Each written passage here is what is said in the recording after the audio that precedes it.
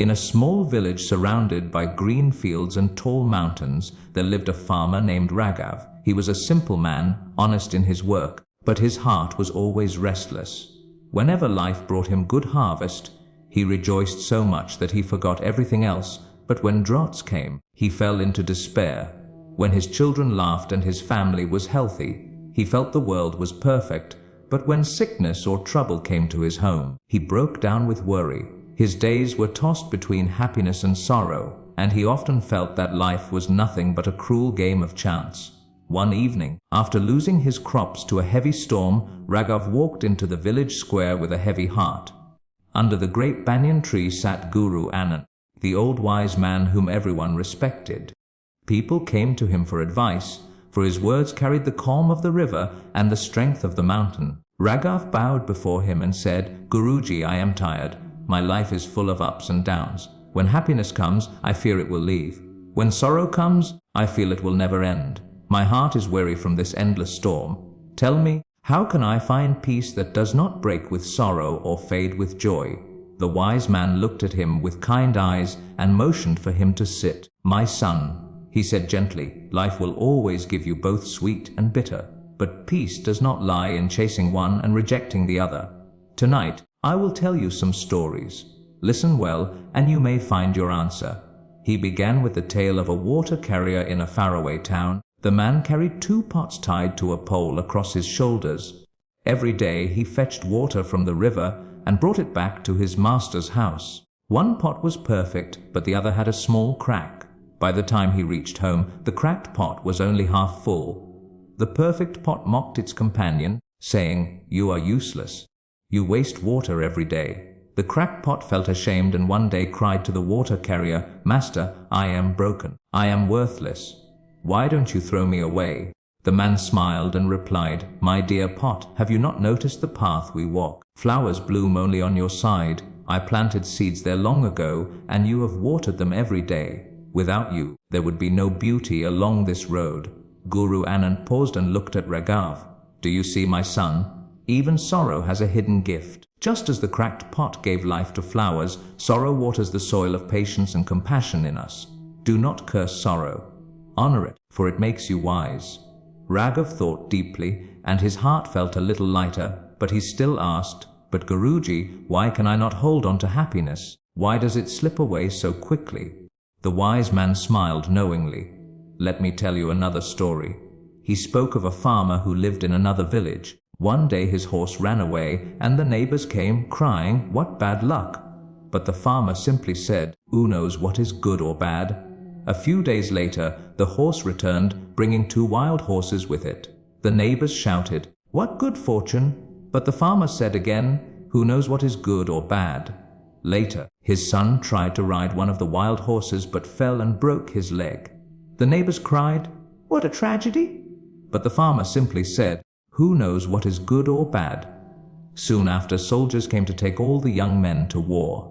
Because the son's leg was broken, he was spared. The neighbors exclaimed, "How lucky you are!" Yet still the farmer said, "Who knows what is good or bad?" The wise man looked into Raghav's eyes and said softly, "Happiness and sorrow are not separate. They are one flow, 2 sides of the same coin. What appears to be sorrow today may become a blessing tomorrow, and what looks like joy may bring pain in the future. The wise do not cling to one or reject the other. They remain calm before both." Raghav nodded slowly. His mind was beginning to open like a bud in spring, but his heart still carried questions. "Guruji," he whispered, "sometimes sorrow feels too heavy. It burns inside. How can I not fight it?" The wise man lifted his hand and pointed to the river that ran near the village. "Look at that river. When it meets a boulder, does it stop?" "No," Raghav replied, "Hoot flows around it." "Exactly," said Guru Anand. "The river does not waste its strength fighting the stone. It bends, it flows, and with time it even smooths the rock itself. You must be like the river. When life places sorrow before you, do not crash against it. Flow around it, and with patience, even sorrow will lose its sharpness." Raghav felt something stir in his heart, but still he asked, "Guruji, what of the anger I feel when things go wrong? Sometimes it eats me from within." The wise man leaned closer. Inside every man lived 2 wolves. One is anger, fear, jealousy, and sorrow. The other is peace, patience, kindness, and joy. These two wolves fight each other every day. The villager once asked, which wolf wins? The elder replied, the one you feed. My son, if you feed your heart with anger and complaint, sorrow will grow stronger. But if you feed it with patience and gratitude, peace will rule inside you. Then no storm outside can shake you. The words fell into Raghav's heart like seeds, but he wanted to test them.